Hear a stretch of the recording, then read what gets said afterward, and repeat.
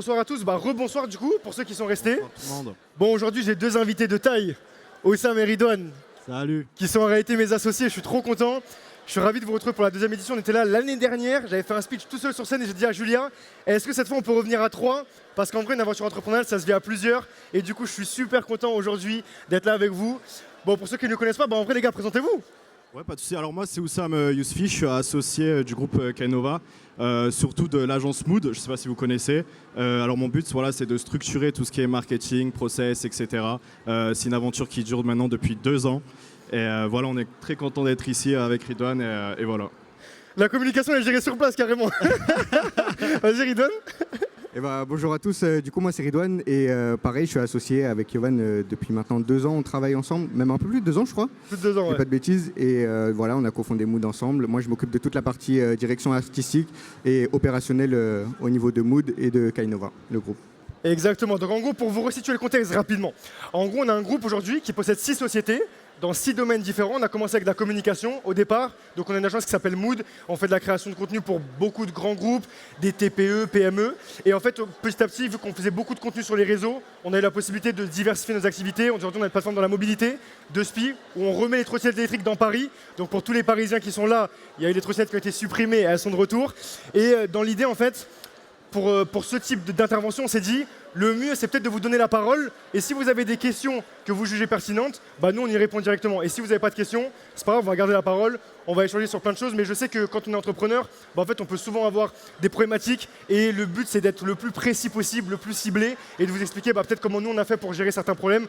Sachant que, par exemple, le logo que vous voyez ici, du coup, qui est le logo de Mood et de notre marque de vêtements, il a été designé par Ridwan dans la voiture, direction Montpellier, dans le partenaire. Et des anecdotes comme ça, il y en a plein. Donc en vrai, l'idée, c'était vraiment de se dire, voilà, pour répondre au mieux à vos besoins, si vous avez des questions, peut-être Iblo, s'il y a une petite question. Donc si vous avez des questions, n'hésitez pas. On parlait de culot tout à l'heure. Et s'il n'y a pas de questions, on a prévu des petits thèmes, mais je pense qu'on va commencer par le premier thème. Ah, on a une petite question là-bas. Magnifique. C'est fort, t'as l'œil, hein. C'est vif. J'ai pas mis les lunettes pourtant. Salut. D'abord, je tiens à dire, tu as un très beau parcours. Je te suis sur Instagram et tu es vraiment l'une des sources d'inspiration principale pour moi lancer mes projets. Donc voilà, je tenais à te le dire. Merci, frérot. Donc Merci voilà. Quel est le tips que tu pourrais donner pour enchaîner autant de projets sans avoir peur d'échouer? Parce que les projets, littéralement, tu les empiles. Donc c'est quoi le meilleur tips que tu pourrais nous donner? Je pense que ça va paraître bateau, mais le meilleur tips, c'est de bien s'entourer en vrai de vrai. Parce que moi, je suis la figure qui est mise en avant sur les réseaux, parce que j'ai commencé très tôt. Mais en vrai, dans l'ombre, il y a énormément de personnes qui travaillent. Et en vrai, moi tout seul, je suis rien du tout. C'est juste que les personnes avec qui je bosse, il y en a qui veulent se montrer, d'autres qui veulent pas se montrer. Mais derrière, tout le travail de l'ombre, il est assumé par des personnes comme Ridwan et Oussam. Mais en vrai, je pense même que la question, elle peut être déclinée, genre comment nous, on s'organise au sein du groupe. Alors, c'est vraiment une bonne question, parce que Yovan, c'est quelqu'un qui va amener tous les jours des dizaines et des dizaines d'idées. Et moi, par exemple, mon rôle, ça va être de le cadrer et de voir s'il y a une réelle possibilité, un vrai business, une vraie rentabilité pour nous de faire oui ou non cette idée qui arrive chaque jour. Donc c'est ça qui, je trouve, est super, c'est d'avoir ce combo un peu de complémentarité. Je ne suis pas juste un sosie du Yovan, je suis moi-même. Mon but, c'est vraiment de voir juste, ok, toi, tu as eu l'inspiration de dingue, est-ce que c'est faisable? Donc voilà. Exactement. Ridwan. Et pour ma part, du coup, c'est vrai qu'en complémentarité avec ce que Oussam disait, du coup, je vais regarder si on a les équipes pour, si la partie logistique elle est fonctionnelle, si la partie opérationnelle, de toute façon, dans tous ces aspects, c'est faisable. Et après, il suffit juste de dérouler. Et en gros, le truc aussi, c'est que très tôt, j'ai créé une holding, donc du coup, le groupe. Et en fait, l'avantage, c'est que les salariés du groupe, en gros, ils sont polyvalents sur les différents projets. Donc, par exemple, j'ai 3 développeurs en CDI. Et en fait, quand j'ai un projet, il y a beaucoup de tech dans nos différents projets. En fait, les développeurs avec qui je travaille, ils sont au courant de tous les projets. Donc, ils ne sont pas sur un projet en particulier. Ils sont en réalité sur tous nos projets. Et là, par exemple, récemment, on a lancé une franchise d'auto-école. En gros, dans l'idée, il y a une grosse partie tech. Et donc, mon développeur qui a travaillé sur tous les autres projets, en fait, il travaille aussi sur ce projet-là. Et il va insuffler cette partie tech. Donc, en vrai, quand on a les équipes, quand on est staffé pour, après, les idées, faut juste sélectionner lesquelles sont bonnes, lesquelles sont moins bonnes. En vrai, avec des équipes qui sont déter, qui sont derrière toi, je pense que c'est pas très compliqué. Le plus dur, c'est vraiment au début de trouver des personnes, en vrai, comme Oussam et Ridwan, avec qui ça match, avec qui vous êtes sûr qu'il n'y ait pas de non-dit, que vous soyez vraiment alignés sur la vision. Et après, en vrai, c'est du tout droit. Les projets, il n'y a pas vraiment de limite. C'est plus après ta famille, si tu vas avoir du temps pour autre chose. Mais si tu veux travailler 24 heures sur 24, tu peux. Est-ce qu'il y a d'autres questions ou est-ce qu'on déroule sur des... Soyez pas timide, en vrai c'est le culot. On a dit tout à l'heure, s'il y en a un qui veut parler de son projet, vous pouvez même parler de votre projet. Avec grand plaisir. Zach, peut-être une... Ok, non, en vrai, une autre question qui revient souvent, c'est comment trouver des fonds au démarrage pour lancer son projet. Et c'est une question qui est complexe parce qu'effectivement, quand on lance un projet, au départ, on a l'impression qu'on va avoir besoin de fonds maintenant. Le but au début, par exemple, quand nous on a commencé, moi, mon tout premier projet, c'était Delivered. C'était une plateforme de livraison de kits alimentaires. Et quand j'ai commencé, Ridwan m'a rejoint après très tôt sur le projet. En gros, on a mis de l'argent de notre poche. Mais notre but à nous, c'était de convaincre d'autres personnes qui avaient les compétences manquantes pour qu'ils nous rejoignent directement dans le projet. C'est-à-dire plutôt que de payer quelqu'un un salaire ou autre qui va derrière vous coûter de l'argent et peut-être le projet va échouer, si vous croyez vraiment en votre projet, vendez-le à la personne, faites en sorte que cette personne rentre dans le projet et derrière, associez-vous avec des personnes qui sont complémentaires. Moi aujourd'hui, si je travaille avec Ridwan Oussam et toutes les personnes du groupe, c'est parce que chaque personne, elle a sa particularité, sa spécificité. Par exemple, Ridwan, en vrai, on le voit peu dans les vidéos parce qu'on a un peu le yin et le yang. Il y a moi, je suis mis en lumière et Ridwan, il est là parce que c'est lui qui fait de la magie, c'est grâce à lui qu'il y a des vidéos, etc. Parce que c'est lui qui est là pour filmer. Oussam, c'est pareil, toute la partie closing, toute la partie stratégie, en fait, on la gère à 3 et on est tous les 3 complémentaires sur des points. Donc en vrai, le mieux, c'est de trouver des personnes avec qui vous pouvez vous associer et derrière avoir cette complémentarité, quoi. Ouais, si je pourrais ajouter quelque chose, c'est vraiment trouver des personnes avec qui vous vous entendez bien. Parce que c'est super important dans la cohésion de groupe de travailler avec des personnes qui travaillent comme vous. Au départ, moi je travaillais tout seul et c'est vrai que j'avais l'habitude justement d'avoir des habitudes tout simples. J'avais l'habitude de travailler de façon méthodique et en fait en travaillant avec Yovan qui est un peu plus justement spontané, ça m'a appris d'autres choses. Et finalement, travailler comme ça, c'est ce qui me convient le mieux aujourd'hui. Donc je pense qu'avoir des personnes qui travaillent comme vous, ça vous fera avancer toujours plus loin. Super intéressant et il y a aussi cette vision sur le long terme qui est important.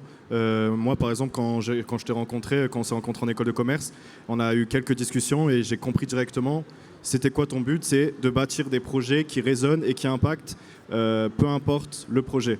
Donc à ce moment j'ai compris que ça matchait et c'est pour moi le plus important. Donc comme a dit Ridwan, les valeurs, mais c'est aussi très important la vision et il faut faire en sorte qu'elle matche.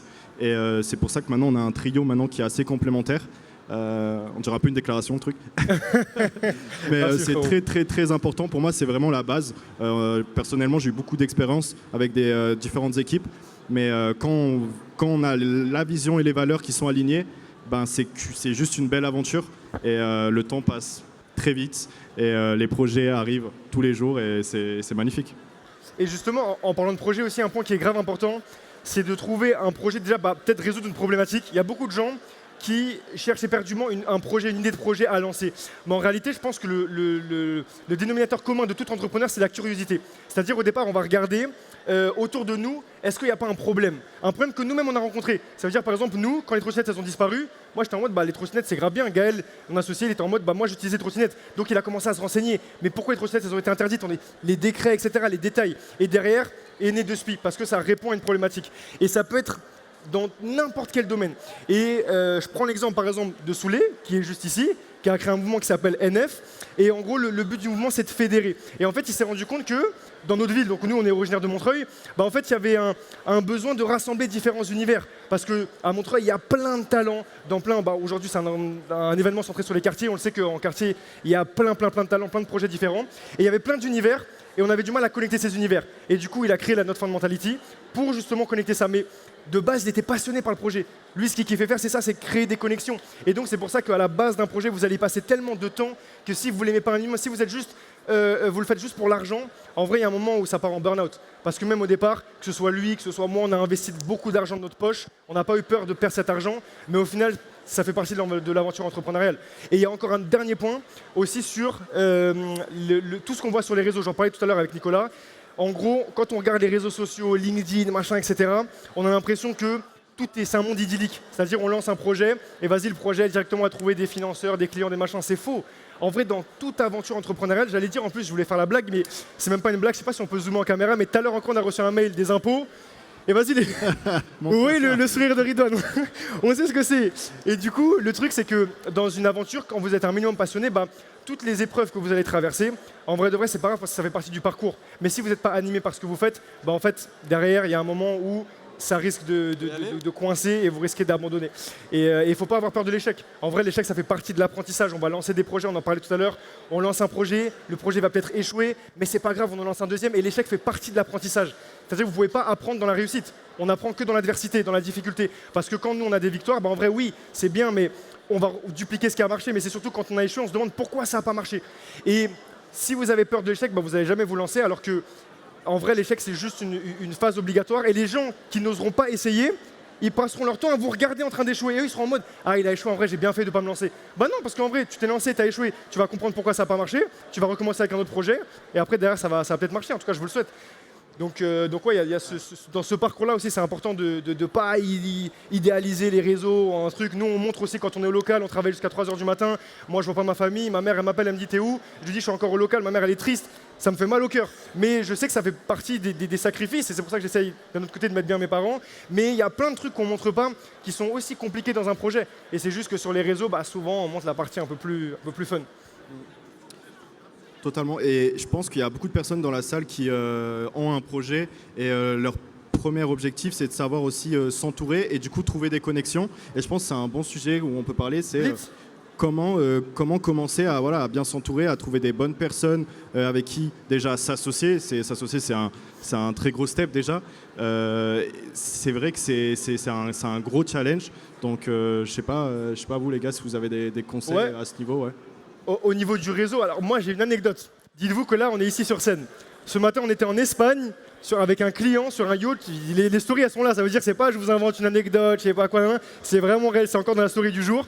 Et je disais à Zach ce matin sur le bateau, frérot c'est une dinguerie parce que en vrai, quand on dit on est parti de rien, on n'a pas grandi dans la rue, mais en vrai on est parti sans réseau, sans contact. Moi j'ai fait des études de droit, mes parents ils sont arrivés en France, ma mère elle parlait même pas français. Pareil, encore une fois c'est réel, si vous voulez que je vous parle serbe, je vous parle serbe ici sur scène. Et en gros dans l'idée, bah en fait c'est pas parce qu'on n'a pas de réseau que derrière il faut se brider. L'idée c'est ce type d'événement là, ça sert précisément à ça. Mais quand vous venez à ce type d'événement, venez avec quelque chose de concret. C'est-à-dire si vous avez un projet, bah dites-vous ok, il faut que je vende mon projet, il faut que je trouve, je sais pas, un développeur, un machin, un truc. Vous allez avec quelque chose de concret, vous rencontrez ces personnes, vous discutez et il faut que vous réussissiez à repartir avec quelque chose. Mais si vous partez avec rien de... Enfin, si la personne vous venez la voir juste pour dire j'ai un projet, c'est pas à elle de faire la démarche, de comprendre quels sont vos besoins et en quoi elle peut vous aider. Il faut que vous veniez un minimum préparé. Mais en vrai, ouais, le réseau, c'est super important. Et je crois qu'on a une petite question par ici. Fida ? Bonjour à tous, j'espère que vous allez bien. Moi, je me présente. Donc, mon projet, c'est l'abondance. Ok, ça veut dire créer de l'abondance dans tout. L'abondance, en fait, souvent, les personnes, elles se concentrent sur l'aspect financier parce qu'aujourd'hui, on est un événement en lien avec l'entrepreneuriat. Mais en fait, l'abondance, c'est pas que l'aspect financier. En fait, c'est l'abondance financière, l'abondance sociale, l'abondance familiale, l'abondance relationnelle, l'abondance de tout, de temps, de plein de choses. Et mon but, moi, c'est d'avoir de l'abondance dans tout. Et ce que j'aime beaucoup et pourquoi j'ai pris le micro, c'est parce que je te connaissais déjà sur les réseaux, ok ? Je suivais un peu ce que tu fais, ce que tu fais, etc. Et ce que tu dégages, en fait, ce que je vois en toi, c'est vraiment quelqu'un qui est extrêmement déterminé. C'est-à-dire, toi, tu es ici devant tout le monde, tu es là pour éteindre. Et moi, je suis là pour éteindre. Allez ! Et c'est ça ou pas ?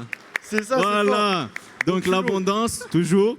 Et tout à l'heure, tu as parlé du projet là, de franchise comment ça s'appelle ? D'auto-école, voilà. Faut éteindre Ornicar, c'est ça le but, éteindre Ornicar. Moi, je t'explique qui je suis un peu, ok ? Je suis fondateur de RH Alternance, ok ? RH Alternance, c'est une plateforme de mise en relation entre les candidats et les employeurs. Okay. Donc on a à peu près plus de 10 000 offres d'entreprises qui tournent chaque mois. Okay. On a une base de plus de 50 000 candidats inscrits. Félicitations. Et nous, sur notre plateforme, on a toujours la question, est-ce que vous avez le permis ? Oui, non, peut-être. Okay. Et donc, Ornicar, là où ils vont dépenser énormément d'argent en pub, en sponsorisation, en ads, etc., pour identifier cette intention d'achat, nous, on l'a déjà de base. Et on a les CV, on a la data. Faut qu'on se branche, frérot, on va faire un truc. Voilà, toi, tu me comprends, c'est pour ça que j'ai pris le micro. Donc voilà, le but c'est vraiment d'éteindre. Et puis derrière, il y a pour tous les apprentis de France en fait. Tu peux me passer juste ton mail, comme ça je le note tout de suite. En vrai, la connexion elle est faite. Tu mets VIP at VIP at rhalternance.com. rhalternance.com. Je pense qu'on peut l'applaudir pour le culot. Bravo. Franchement, fort. C'est bon, merci à vous, merci. Magnifique. Bah, en vrai, une connexion de fait qui est archi C'est le fluide. pur exemple. Ouais. C'est un bel exemple en direct. Est-ce qu'il y a d'autres Ouais, questions je crois Ah qu'il y a bah une autre question magnifique. devant. J'allais puiser dans les dernières questions qu'il y avait en tête. Bonjour, moi je m'appelle Madjara, j'ai une question, notamment par rapport au fait que quand on a la vision sur un projet, là vous expliquez que vous étiez très complémentaires. Toi t'expliquais que toi t'étais la force créatrice, t'avais les idées et ensuite à côté tu venais faire le tri. Est-ce que le fait d'être, comment dire, de catégoriser, de faire le tri, justement pour toi, est-ce que ça vient pas trop souvent en friction? Comment vous avez fait pour trouver l'équilibre? Parce que j'ai déjà travaillé avec des entrepreneurs qui étaient qui avaient la vision et qui n'entendaient pas la critique. Et du coup, ça peut être problématique aussi. Donc c'est bien d'avoir d'oser, etc. Mais où est-ce qu'on trouve l'équilibre? C'est une question de ouf parce que je te jure, dans le monde de l'entrepreneuriat, tu as beaucoup de personnes qui pensent, à tort ou à raison, avoir la science infuse. Ça veut dire que tu vas leur parler d'un projet et elles ne vont pas prendre le temps de t'écouter. C'est dommage parce que je trouve que le partage dans le monde de l'entrepreneuriat, c'est essentiel. Donc pour répondre à ta question, ce qui est bien, c'est que quand j'ai rencontré Oussam et Ridwan, en vrai, bon, Ridwan, c'est un ami d'enfance, que c'est depuis archi longtemps. Oussam, avant de travailler ensemble, ça faisait au moins 2 ans qu'on se connaissait. Et moi, je leur ai dit, les gars, ma vision, c'est ça. Moi, c'est comme ça que je fonctionne. Et en fait, avant de s'associer, on a appris à se connaître. Ça veut dire, je savais que, enfin, j'ai une phrase en vrai qui va résumer tout ça. Vaut mieux monter une amitié sur des affaires qu'une affaire sur des amitiés. Et en gros, avant de commencer à bosser ensemble, bah en vrai, on a appris à se connaître. Et c'est au fil de la collaboration qu'en vrai, ça a renforcé nos liens de malade. C'est parce que, en fait, quand tu travailles avec une personne au quotidien, on reste jusqu'à 3 € local, etc., bah en gros, forcément, les liens, ils se créent. Et le dénominateur commun qu'on a, c'est qu'on est beaucoup à l'écoute. Donc en fait, quand une personne elle va dire quelque chose, on va prendre le temps, on va essayer de comprendre pourquoi, et on a tous le même intérêt. Donc si par exemple je dis quelque chose de ça, il ne va pas me dire non frérot c'est nul. En vrai, si j'ai quelque chose à lui dire, c'est que c'est forcément pertinent. Ça se trouve, il va me dire non, on va rester sur ce truc-là. Ça se trouve, il va me dire bah écoute, ouais, c'est intéressant, viens, on se pose avec Ridwan, on en discute tous les 3. Donc je pense que c'est le tempérament de la personne. En vrai, nous on est grave avide de connaissances. Ce qu'on veut, c'est toujours apprendre. On prétend pas du tout être je sais pas qui, je sais pas quoi. On fait des choses juste avec le cœur, avec passion. Mais une personne qui vient, qui s'assoit à ma table, qui me dit frérot, ce que tu fais, c'est nul, je vais t'expliquer pourquoi. Avec grand plaisir. Assieds-toi, dis-moi ce que je peux améliorer. Rachid, il est où Zach? Rachid, quand il s'est posé hier, anecdote, il nous a dit frérot, dans le groupe, l'organisation, ça et tout, c'est pas bon. J'ai dit merci beaucoup. Tu veux combien? Viens, passe au local, réorganise-moi tout, il n'y a pas de problème. Je prétends pas avoir organisé le groupe de manière optimale. Je veux juste des personnes qui sont encore plus compétentes que moi, qui me disent bah écoute, là t'as merdé, viens, on reprend les choses, on le fait différemment. Donc je pense que c'est dans le tempérament, beaucoup. Et si tu vois qu'une personne elle est peu à l'écoute, c'est compliqué de travailler avec une personne qui sera peu à l'écoute. Donc après malheureusement, voilà, c'est ça, c'est peut-être aussi faire un travail sur la personne. Ouais. Mais tant que toi, tu as ce tempérament-là, c'est bien. Ouais, c'est ça, tout simplement, c'est l'écoute active et on met de côté l'ego, toujours. Il n'y a aucune place à l'ego et à la fierté. Et on se dit tout concrètement, il faut toujours oser dire. Et il n'y a pas de on-dit qu'on a caché. Et je pense que c'est surtout ça la clé dans le dénouement de tous les projets. Donc oser, oser, oser. Voilà. Le seul truc que je leur ai fait une fois, on a signé un gros client. Et je me rappelle, donc moi j'avais reçu le mail sur mon mail perso à moi parce que je parlais avec la personne. Et en gros, on a signé le contrat, je leur ai pas dit. Ça veut dire que bon, on avait négocié ensemble. Mais moi j'ai des trucs, là, j'ai signé. Et ils sont arrivés au local, j'aurais dit les gars, faut que je vous parle d'un truc. C'est chaud, on a reçu une lettre, là, on a un contrôle fiscal. Ils me disent ah putain, la D, etc. Et tout. On se pose et je dis non, je rigole, le devis il est passé. Et on était refait.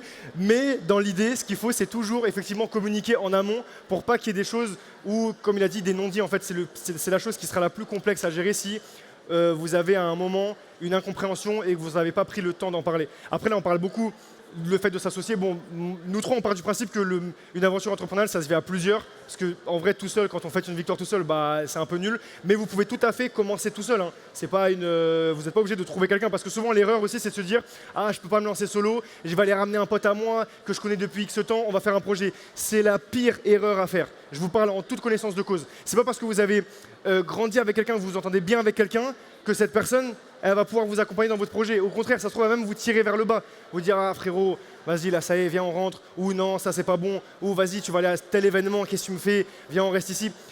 Des fois, il faut se focus aussi sur sa vision, la vision qu'on porte. Et après, que des personnes viennent à nous et nous disent, frérot, j'ai vu la vision que tu portais. Viens, on y va ensemble. Plutôt que c'est moi qui aille le chercher, lui dire s'il te plaît, frérot, viens avec moi, on va lancer un projet. C'est compliqué. Quand ça commence comme ça, déjà c'est compliqué. La personne, il faut la tirer. Et derrière, en vrai, c'est des parts. Les parts, ça coûte de l'argent. Quand il y a une grosse valorisation, le mec, il a 20% de la boîte. C'est quoi? Quand on va s'asseoir à la table, qu'on va faire un exit, il va prendre 20% des parts. Donc, il faut être sûr aussi qu'il a apporté quelque chose de concret dans le projet et pas donner des parts à n'importe qui. Et je crois qu'on avait une autre question par là-bas. Oui. Bonsoir à tout le monde. Et je vous félicite pour vos présentations. Je suis Amman Mohamed, architecte camerounais. J'ai produit un système de panneaux solaires avec les fibres végétales à la place de l'aluminium dans les objectifs du développement durable. Et que ce type de projet est éligible chez vous. Merci. On a applaudi, ouais. C'est fort. C'est très très fort, mais tous les projets sont éligibles avec Blitz. La typologie de projets dans lesquels on investit, en fait, le seul dénominateur commun sur tous les investissements qu'on fait, c'est on regarde un exit à peu près à 5 ans et le fait d'avoir un aspect innovant. Donc en vrai, je peux même prendre ton mail, je ne sais pas si le micro il est encore à côté, je peux prendre ton mail et... Oui, mon adresse mail h.solarbrick@orange.fr. @orange.fr. Vas-y, on t'enverra la procédure et après c'est tout ce qui est pitch desk, etc. Il n'y a pas de problème, avec grand plaisir. Félicitations pour le culot aussi, c'est fort. Ah, je crois que c'est fini là, 0, 0, 0. Moi, je voulais juste faire un truc à la fin. En vrai, comme on vous a dit, les réseaux, c'est important. Je vais me mettre au milieu de la scène. Si je peux juste faire BPI, est-ce que vous êtes là? Et vous faites un maximum de bruit. Comme ça, cette vidéo, on va la mettre partout. Après, je vais la réexploiter pendant 10 ans. Vous allez la voir sur les réels, etc. Mais vas-y, ne me laissez pas tout seul. Faites l'effort. Si on est tous ensemble, ça va bien se passer. Je vais le mettre comme ça. Hop. Bon, les gars, là, on est en direct de BPI. Je pense qu'on est sur la fin de la conférence. BPI, est-ce que vous êtes là ou pas? Non, c'est fort, c'est violent. Merci beaucoup. Merci, c'est fort. Merci beaucoup.